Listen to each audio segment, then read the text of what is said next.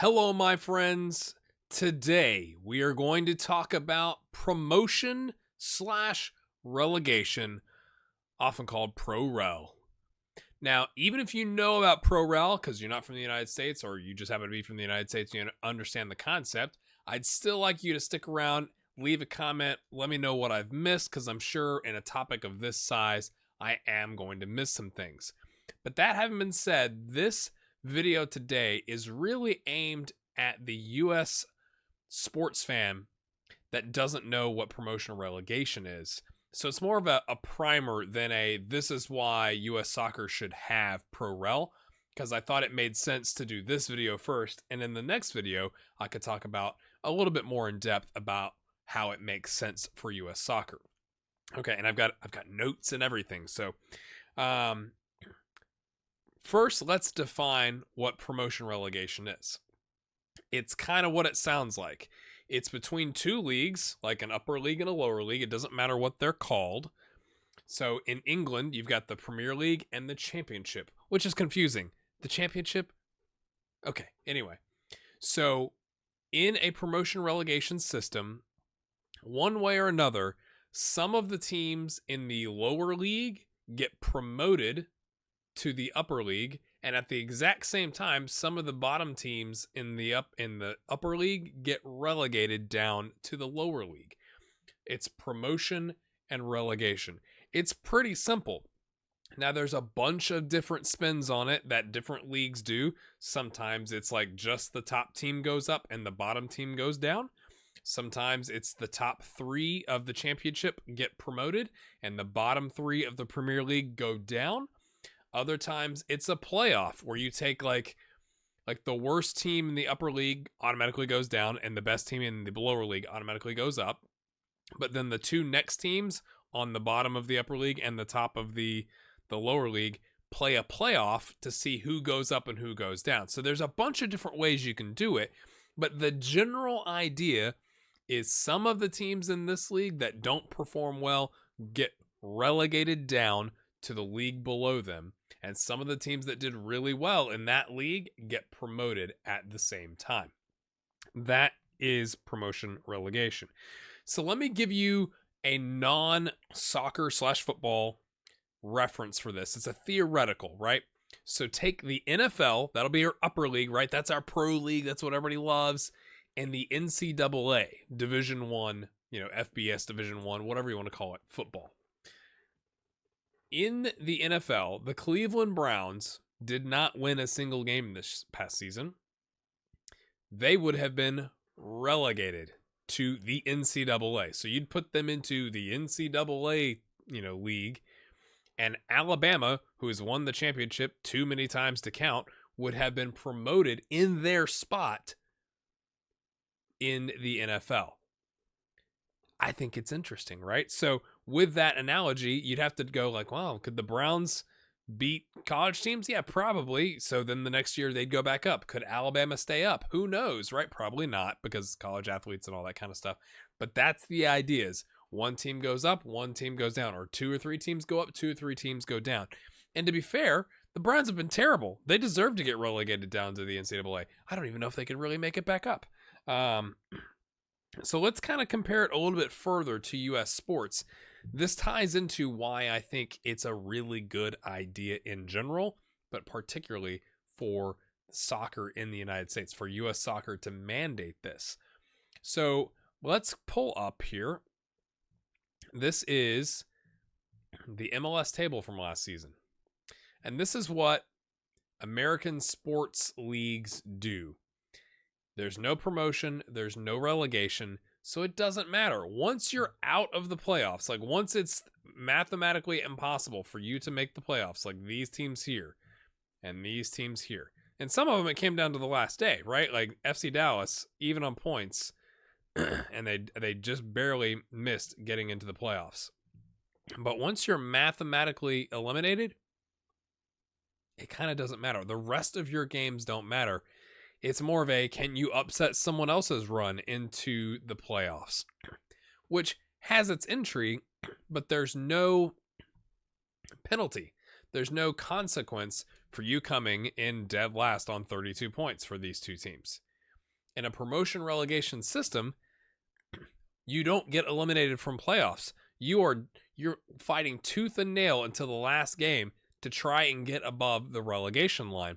Because let's say DC United and the LA Galaxy here would get relegated. I don't know if you can see the Galaxy. They may be behind my head. Let's take DC United. If they got relegated, they would be in the whatever the second tier of the U.S. soccer system. That means less money potentially from like prize money, because some leagues do prize money. It means less sponsorship deals. It means lower wage budget. It means players losing their jobs or having to go find different teams, managers getting fired. Like, there are real consequences to getting relegated and not staying up. Versus in American sports, not only do you not get relegated, but we go, hey mate, that was a rough season for you. We're going to give you the best draft pick next season. Or you go in a lottery and you get one of the top 4 best draft picks, or whatever it is, depending on if it's NBA or NFL or whatever. We reward mediocrity. Now, some say it's not rewarding mediocrity, it's that we are trying to even the playing field so that one team can't dominate. But that's kind of the idea. Like, you want to reward that. That is what would be like commercialistic and democratic and, America, right? Like, we reward people who do well, except in our sports leagues where we reward people who don't do well with the best players coming into the system the next year. That doesn't make any sense, but that's how, U.S. sports works. So in a promotion relegation system, DC United would get relegated, and they would probably lose a bunch of players who'd say, like, I want to be playing in the MLS. Not the MLS, sorry. I want to be playing in MLS rather than in MLS 2, something like that, right? So is it better? I think it is. I guess you can make some arguments about stability and stuff like that, and those are somewhat fair. MLS did shrink in 2002 to 10 teams. It almost collapsed. So there is something to be said with like getting a stable system in.